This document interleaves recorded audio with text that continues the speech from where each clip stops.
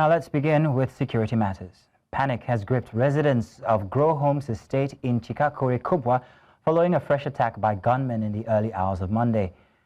Located in Bwari Area Council of the FCT, Chikakore has come under multiple attacks in recent times. According to eyewitnesses, the armed men reportedly overpowered local security personnel and operated freely for about an hour. Residents say the sound of sporadic gunfire woke many of them from sleep, leaving families traumatized and unsure of their safety. Some residents are now calling on security agencies to intensify patrols and deploy more personnel to forestall a repeat of the attack. News Central's correspondent Sagir Ibrahim brings us update on the recent developments.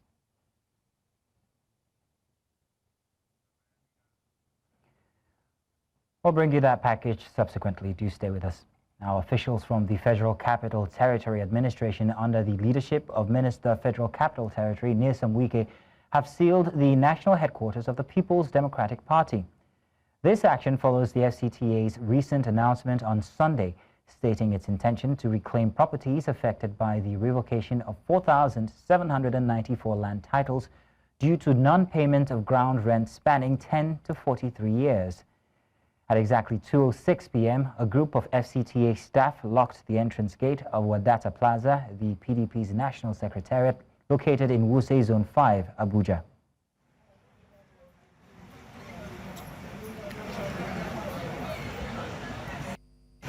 Continue using ambient.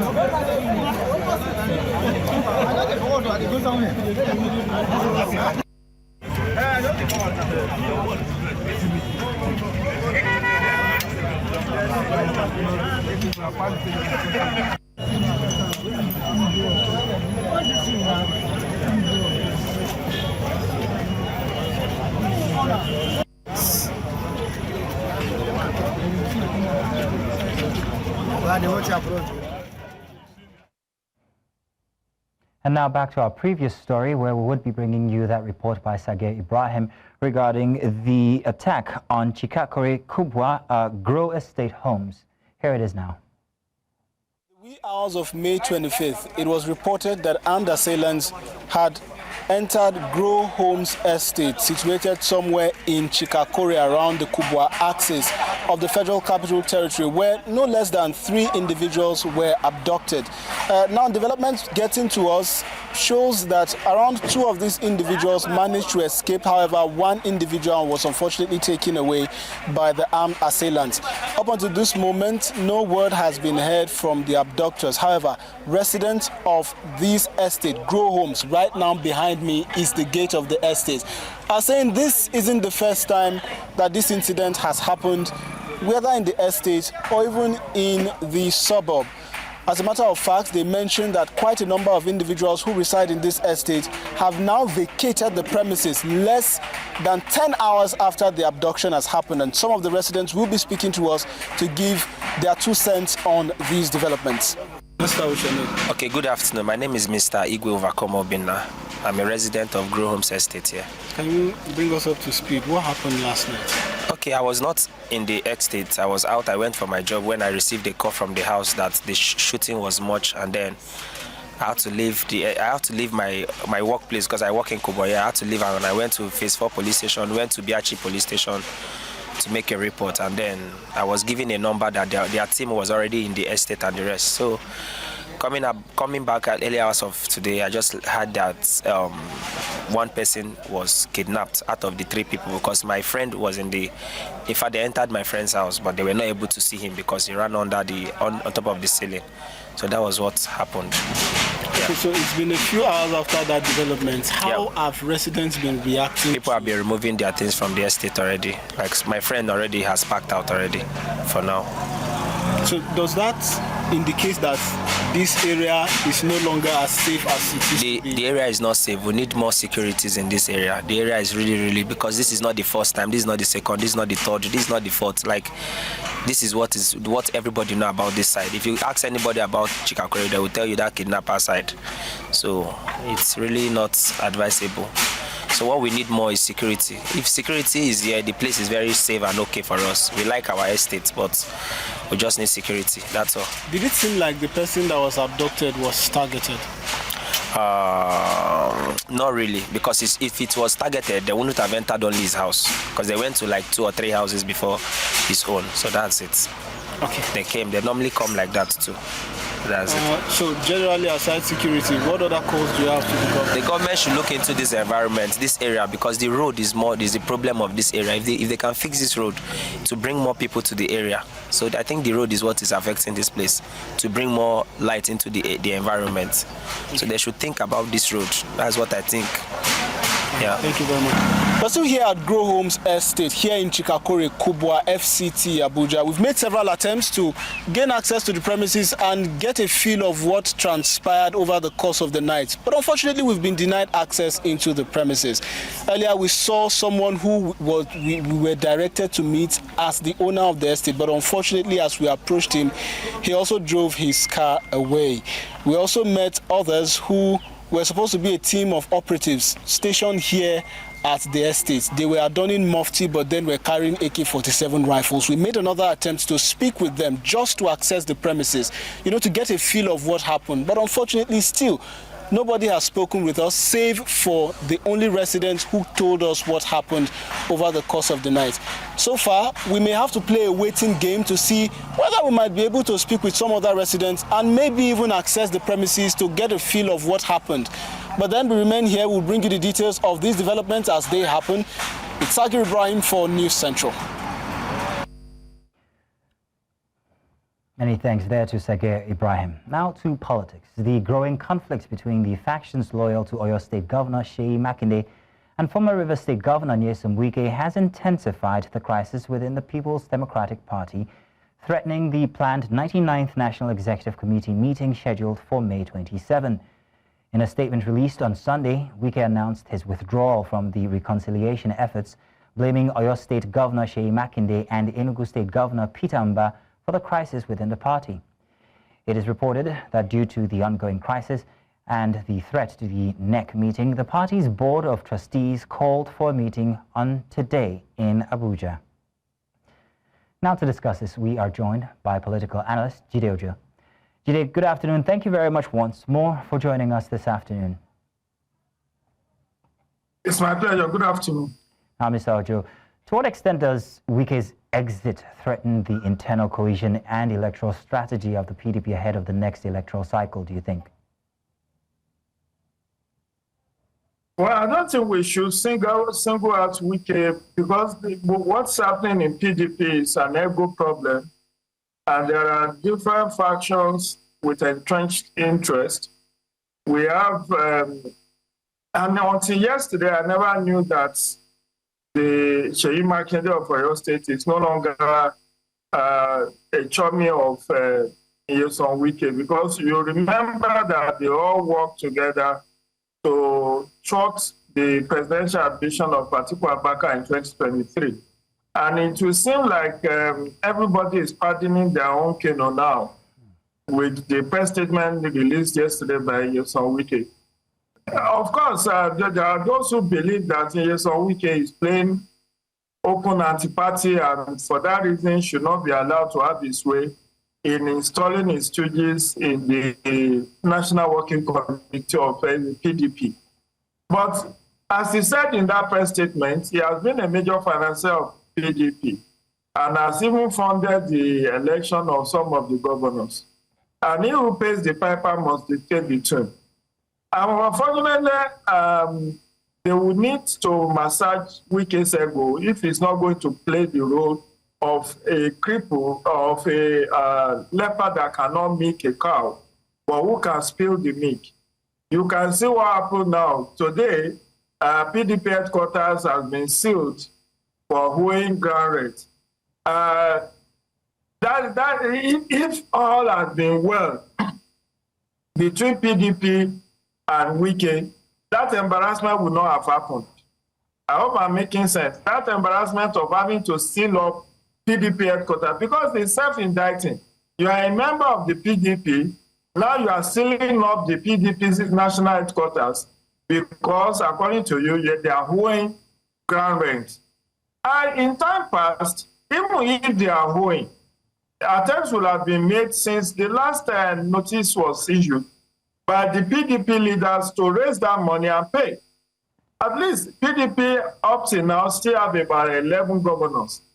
Why can't they raise that ground rent and offset it? And then there are also many senators, many House of Reps members, many State House of Assembly members. Even if they have to do a luncheon or a dinner to raise that fund, the PDP should not be allowed to suffer that kind of embarrassment where their national headquarters will be sealed on account of not paying ground rent. Okay. But it is on Wike teaching them a lesson that if you don't have it my way, I will embarrass you. Well, Jide, a very interesting choice of words there used to describe the FCT Minister Wike there, each one of them painting him as a juggernaut. But can Wike's withdrawal be seen as part of a broader faction battle within the PDP? And if so, which factions are currently dominant, and what does this mean for the party leadership in itself? What the blowouts meant is the beginning of the end of PDP if care is not taken.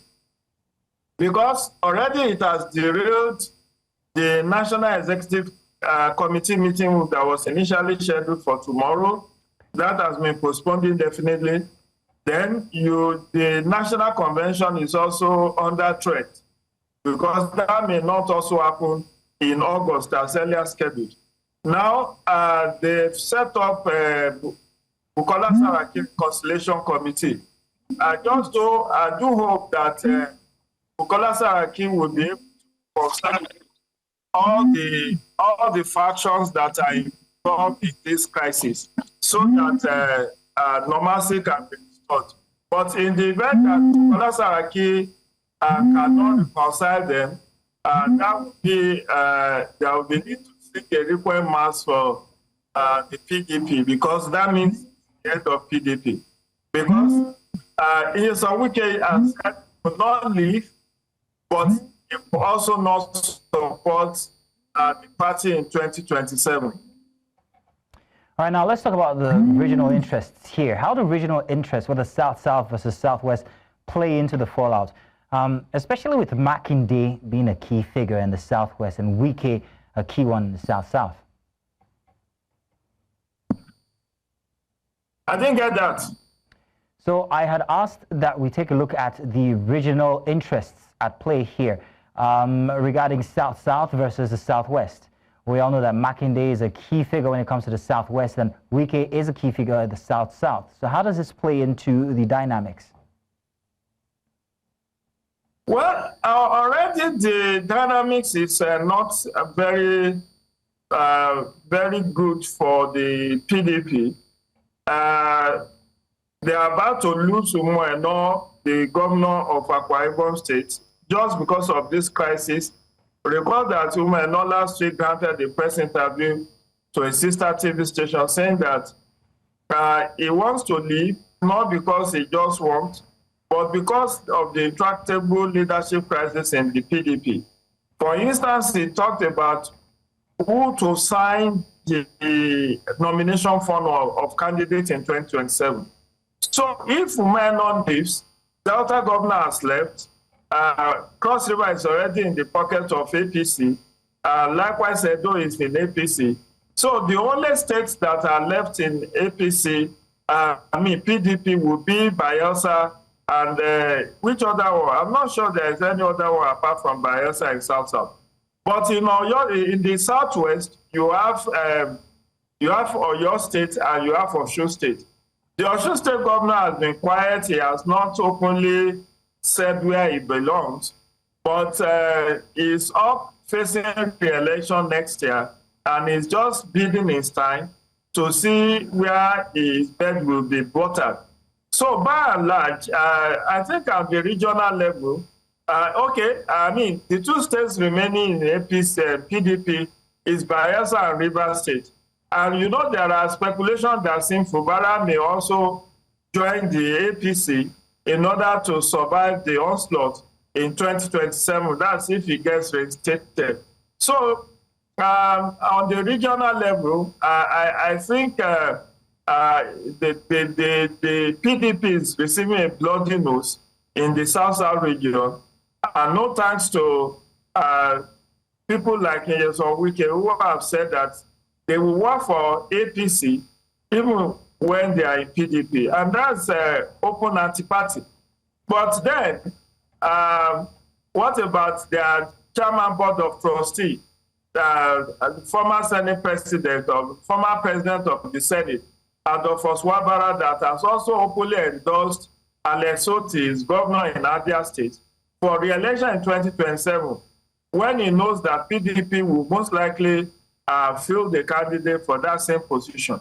So you can see that anti-party is not limited to only Nyesom Wike.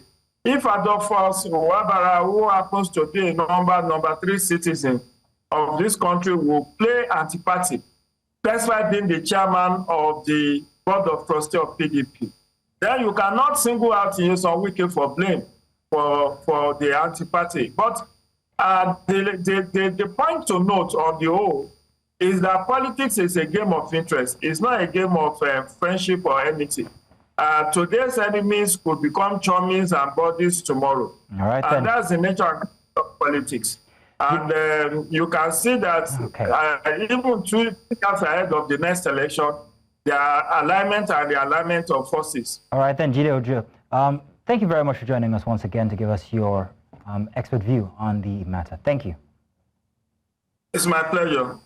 And now we're going on a quick break, and when we return, Speaker of the House of Representatives withdraws controversial bill that sought to make voting compulsory for eligible Nigerians. We'll bring you the details of this and more shortly. Stay with us.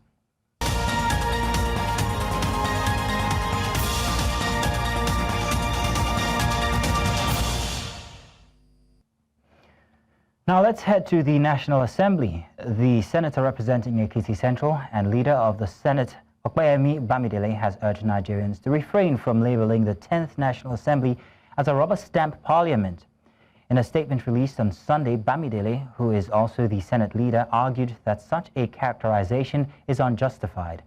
Public criticism has grown over the swift passage of executive bills and the prompt approval of presidential requests requiring legislative consent, with some Nigerians accusing the National Assembly of acting merely as an extension of President Bola Tinubu's executive arm. However, in a statement issued through its office Directorate of Media and Public Affairs, the Senate leader strongly rejected the notion, insisting that the Assembly is fulfilling its constitutional duties independently and responsibly. So to discuss this, we are joined by Public Affairs Analyst Francis Chilaka. Mr. Chilaka, you're welcome. Thank you very much for joining us this afternoon. So, Mr. Chilaka, let's get your assessment of the legislative independence of the 10th National Assembly under Senator Godswill Akpabio's leadership, especially in comparison with previous assemblies. What do you think?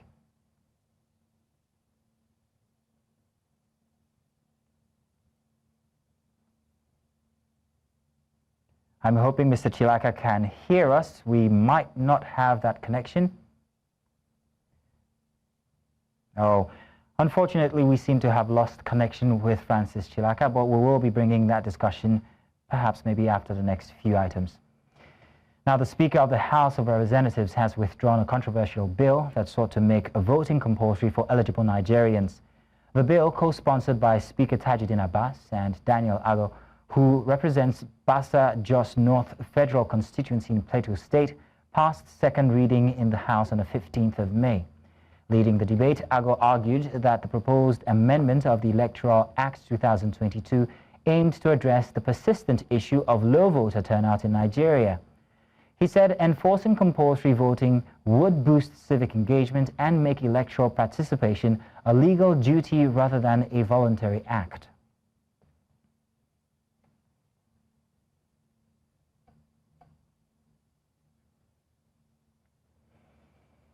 Now, the Oyo State Police Command has vowed to ensure that justice is served in the case of 14-year-old Paul Kehinde Alade, who was killed in Ibadan. This was made known by Police Commissioner Johnson Adinola during an interactive session with government officials and Traffic Management Agency officials. News Central's correspondent Israel Eferobo now reports. There is growing grief and anger in Ibadan following the tragic killing of 14-year-old Paul Kehinde Alade, who was fatally shot by a police officer during a traffic stop gone wrong. The Oyo State Police Command has vowed to ensure justice is served. Police Commissioner assured the public that accountability will not be compromised. For us as parents, for us at this level of our life, we don't want to see our young ones die the way that young man died. That's why we said it's quite regrettable. Our condolences goes to the family, the Alade family, and most importantly, to the traumatized siblings of that young man who were in the car with him and witnessed the whole drama. I know it must have been heart-rending and a pain they will live with for the rest of their life. So our condolences really goes to them. On our part, we have picked up the officer who fired that gunshot. As I talk to you, he is currently in custody. He has been investigated by the Deputy Commissioner of Police, State Department of Investigation, Yagonku, and together with members of his team, they are assisting the investigation. My presence here, together with the executive chairman of OISMA, Mr. Adisha, is to reinforce the determination of the state government that justice will be done and that we will do everything possible as a responsible government to placate, to commiserate, and to empathize with the bereaved family. The boy's father, Mr. Alade Oduayo, recounted the traumatic moment during the incident. So as I put the button in the device to move, then another twin van came and hit my vehicle again. I still just managed myself. They used their own vehicle to hit my own vehicle. They are saying they want to block me, blah, blah, blah, blah. So as I left them, I just heard the gunshot. So as I heard the gunshot, I didn't stop. So I was going. The boy in question was shouting, "Daddy, daddy, daddy, daddy, daddy, daddy." I was even shouting on him that, why are you shouting? That I've left the scene, so you are safe now. Then his twin brother, now that he has been shot. Kehinde's twin brother was too emotional to speak, overwhelmed by the loss. I'm feeling bad. Kehinde's school teacher also shared a few words. Because as yesterday, somebody was coming to school. He saw Paul, he saw Kehinde in school uniform, and we were just surprised that he never made it to school. Friends of the teenager gathered outside the family's home, holding back tears. Very disheartening, like very, really disheartening. The police that was supposed to protect him was the one that shot him. It's very disheartening. As the community mourns, the demand for justice remains loud and clear, and the eyes of the nation are now fixed on what happens next. In Ibadan, for News Central, Israel Eferobo. And now we return to matters of the National Assembly perception, where the senator representing Ekiti Central, that is Okpeyemi Bamidele, has urged Nigerians to refrain from referring to it as a rubber stamp parliament. And to discuss that with us, we have Francis Chilaka, as from before. Mr. Chilaka, I hope you can hear us now. Yes, I can hear you. Fantastic. We lost you there for a moment. So I was asking your assessment of the legislative independence of the 10th National Assembly under Senator Godswill Akpabio. If you can compare this to perhaps maybe previous assemblies, what do you think? Well, where we're going to start the comparison from, definitely not from the 9th Assembly, because that was also referred to by Nigerians as a rubber stamp. We thought we had seen the worst in terms of an assembly that is attached so closely to the executive arm of government. But the 10th assembly, I mean, it's a far cry from real assembly. When we had a good assembly was when we had the 8th assembly, because when those fight executive, no, is that things should be scrutinized very well. We should have that feeling that we have legislators who are asking questions, who are ready to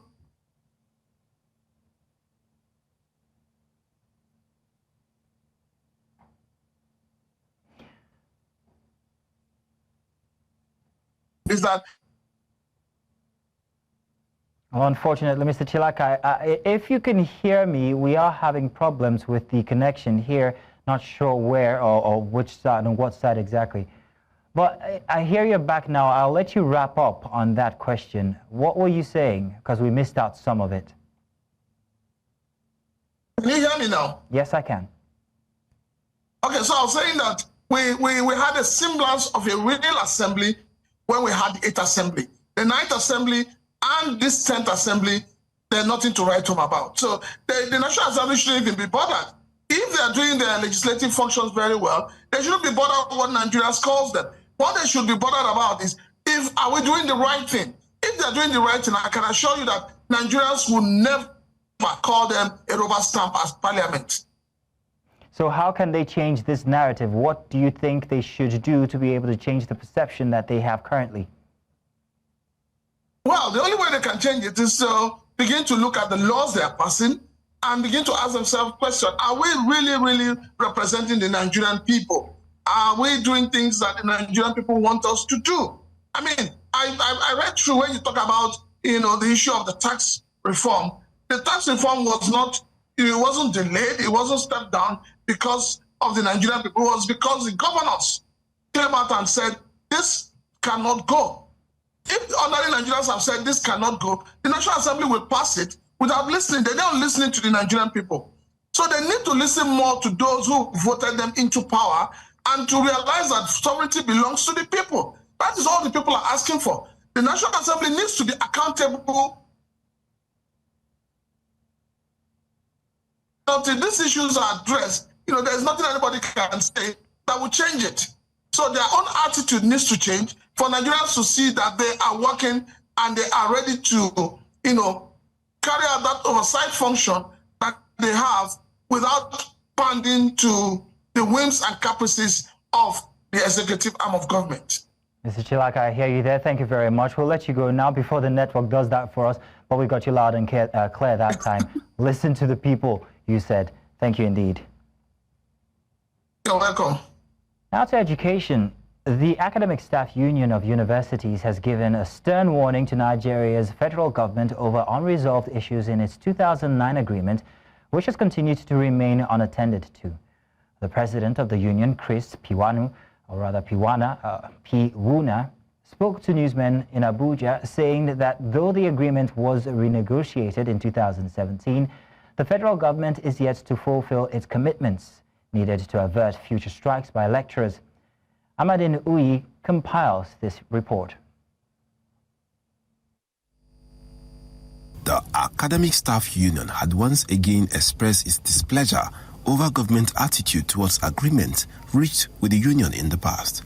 The president of ASU, Chris Piwuna, spoke to newsmen in Abuja, saying that the union has been waiting for the last 12 months and has not seen any display of commitment from the federal government. For us in ASU, this is an engagement that started in 2017.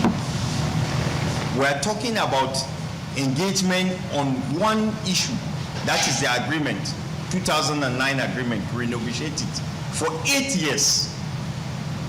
So to us, it's not about just the Yahya Ahmed. Yes, we think that the Yahya Ahmed committee has worked hard and that we have finished the work with them and that we need to hear from them. We haven't heard from them, but we have delayed for almost a year and these problems are still outstanding. And when we finally take an action because we're tired of waiting, all that unfortunately Nigerians see is that ASU is again on strike. Piwana also criticized the student loan scheme for university undergraduate, saying it does not fulfill commitment made to students. ASU has made its position very clear. If the goal of government is to take the burden off students, if the goal of government is to inject more funds into the universities through all of these charges, they can give it as a grant. They can offer as grants to students, scholarships. Why loan? The union is calling on the Yayale Ahmed Committee, which renegotiated the agreement, to revisit their commitment, saying that their members have run out of patience. They say this is necessary to avoid a strike by lecturers. As Africa marks the May 25th Africa Day, environmental advocates in Abuja have called reparations for Africans in a bid to ensure climate justice. Now, several of them converged on the Unity Fountain in Nigeria's capital, Abuja, calling for adequate power for citizens on the continent through the use of fossil fuels to boost development and industrialization. They say over 60 years since the formation of the African Union, then as the Organization for African Unity, millions of citizens continue to lack power for their daily needs.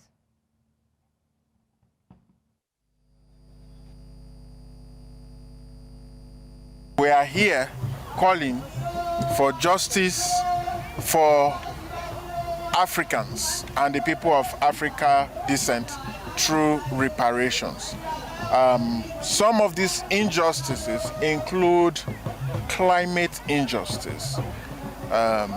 You see that as of today, 62 years after the Africa Union was formed, then the Organization of African Unity, many Africans are still without power, and over 600 million Africans are still without power.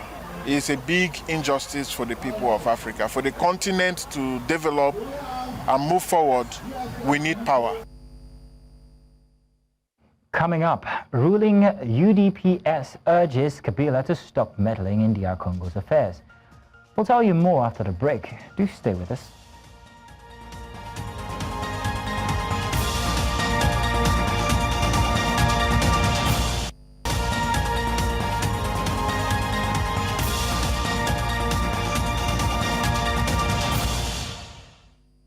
You're welcome back.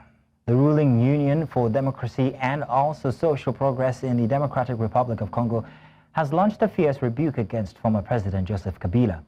The party urged Kabila to stop interfering in national affairs and branding him a Rwandan with ties to the M23 rebel group. The attack came on Sunday in response to a rare public address by Kabila, who on Friday accused President Felix Tshisekedi, his government, of taking arbitrary actions against him.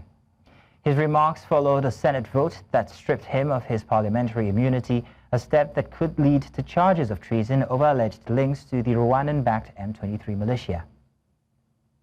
À partir de ce soir, Nazako lancé un appel à M. Kabila de laisser les Congolais traiter leurs problèmes sans discussion, puisque nous, Congolais, nous allons nous entendre un jour. Contrairement que yé sujet rwandais au bakotsela kibiso awa boza komona ndenge azako bomabiso. Est-ce qu'il peut nous dire depuis que Félix Tshisekedi est à la tête de ce pays asasala makambo boye pour venir nous importuner avec des discours montés de toutes pièces pour se faire accepter par les Congolais.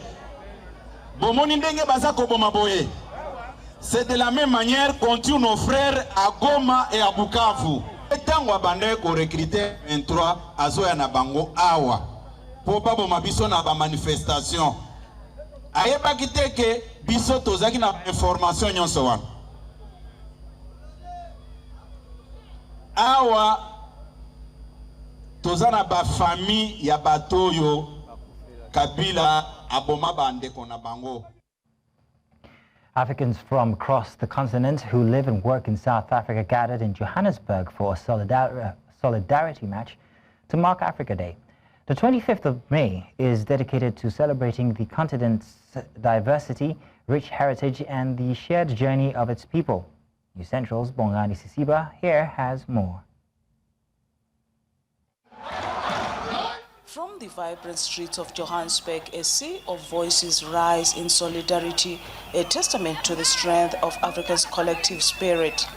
This is a day dedicated to celebrating diversity, rich heritage, and shared journey of African nations. Africa Day means the coming together of our people, understanding that we might be different in coming from different countries, but at the end of the day, our struggles are the same. Poverty, unemployment, our leaders that are corrupt, and so on and so on. But at the end of the day, we are facing, our daily struggles are the same. So we need to come together for us to actually be united and be strong together. We cannot be working in silo and expect anything better to come out of it. Africa Day for me means Africans should all be free and enjoy the fruits of what our continent brings. So we've had a lot of time to deliberate and to adjust and correct some of the issues we've had in Africa, but for some reason our people are still not benefiting from the fruits of Africa and what Africa should be. For these men and women, citizens of Africa, they are worried about what is happening in their countries, calling for a progressive Africa. What it's doing to my country right now has gotten us into a war of genocide, that 60,500 people have been killed so far, more than 1 million internally displaced, 600 villages destroyed, 1.5 million people are refugees here in South Africa, Ghana, Nigeria. Women have been raped, children killed, and the youths, they've been killed and buried in mass graves. So this thing must come to an end. All organizations that are there must be in solidarity with each other. The pain of the Swazi people must be the pain of the South African people. The pain of people from Burkina Faso must be the pain of the people that are in Sudan and all other countries, Namibia and other countries. It's a reaffirmation of commitment to unity, progress, and mutual support. Africa needs to showcase, because we have allowed Western medias, and I thank you for this wonderful opportunity that you've given us, that you are taking the challenge to allow Africans to tell their own story. Our history has been distorted. They've given us our own history, they write our history, and so it's time for all African nations to rewrite our history. There's a new era in Africa where poverty must no longer reign in Africa, that we must come together as Africans to ensure that we hold each other's hands against oppressive regimes. We are here to call for an end to the Swazi regime, an oppressive regime, the last absolute monarch in Africa, and we are saying Africans should no longer tolerate such a regime in 2025. Africa Day 2025, a reminder that in strength lies unity, and from its citizens, it's a call for continued collaboration, peace, and development across this beautiful continent. In Johannesburg, for News Central, Bongani Sisiba.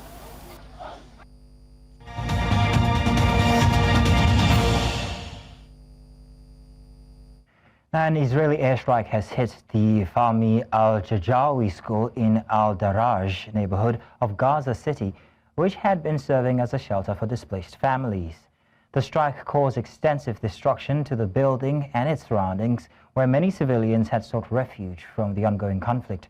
According to Gaza's Civil Defense Agency, at least 33 people were killed, with dozens more injured, most of them children. The attack adds to the rising civilian death toll in the densely populated enclave as critical infrastructure and designated shelters continue to come under fire. Emergency services are working to retrieve bodies and tend to the wounded, while humanitarian organizations warn of worsening conditions amid unrelenting violence and restricted access to aid. Now, French President Emmanuel Macron has held talks with General Secretary of the Communist Party of Vietnam, To Lam, as part of his official visit to Hanoi. This followed an earlier meeting with Vietnamese President Long Quang. The visit reaffirms the French government's commitment to deepening diplomatic and economic ties with Vietnam at a time of growing global interest in Southeast Asia. Discussions centered on expanding cooperation in areas such as trade, education, renewable energy, and also regional security.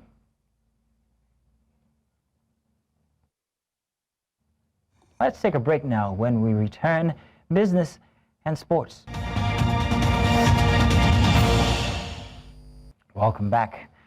Foreign portfolio transactions on the Nigerian exchange fell by 90.99% in April 2025 to 63.07 billion naira, down from 699.89 billion naira in March due to the absence of large block trades. Now, Oyoluwa Odetunde, head research Anchoria Asset Management, noted that April's global tension, which includes Trump's tariff threat, oil dropping below $60, and gold volatility, kept Nigerian investors cautious, recalling 2020 shocks. All these trading partners, and it announced these humongous figures. I think for China it reached as high as 145% or 150% tariff. So that was significantly what led to a global market rout. We saw about 2.5 trillion was wiped off from Wall Street, and in terms of the global stock market, we saw about $10 trillion being wiped off from the global stock market as well. So that concern stemmed, especially for a country like Nigeria, where we are still, investors are still pricing in a repatriation risk, due to the events that happened in 2020, where a lot of investors were not able to access the foreign exchange market. So a lot of that made investors very cautious.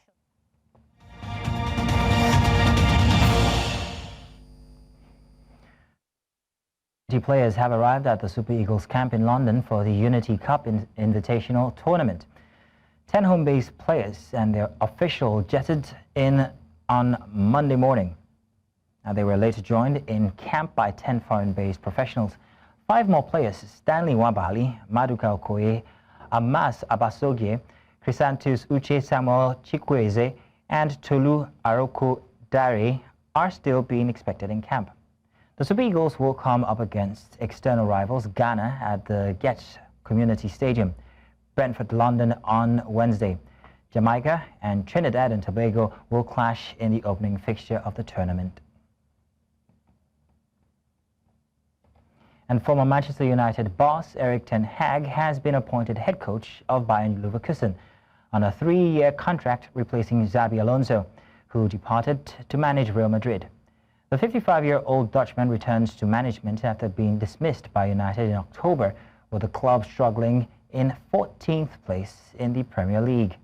Ten Hag is best known for his successful tenure at Ajax, where he won 3 Eredivisie titles and reached the UEFA Champions League semi-finals in 2019. Leverkusen, who won the Bundesliga unbeaten and lifted the German Cup under Alonso last season, also reached the Europa League final. Ten Hag had been linked with a return to Ajax before committing to the Bundesliga runners-up. And that's all this hour. But before we go, let's take another look at some of the major stories brought your way. Many have been feared abducted as armed men stormed Grow Homes estate in Nigeria's capital, Abuja. And Speaker of the House of Representatives has withdrawn controversial bill that sought to make voting compulsory for eligible Nigerians. And we also told you that the ruling Union for Democracy and Social Progress in the Democratic Republic of Congo has rebuked former President Joseph Kabila over his ties with M23 rebels. Now remember, you may send your eyewitness reports to the WhatsApp number on your screens now. And do follow us on social media. We are at News Central TV. You can watch News Central live on DSTV channel 422, GoTV channel 23, StarTimes channel 274, Able TV, and of course on YouTube. Many thanks for watching. My name is Mazino Appeal.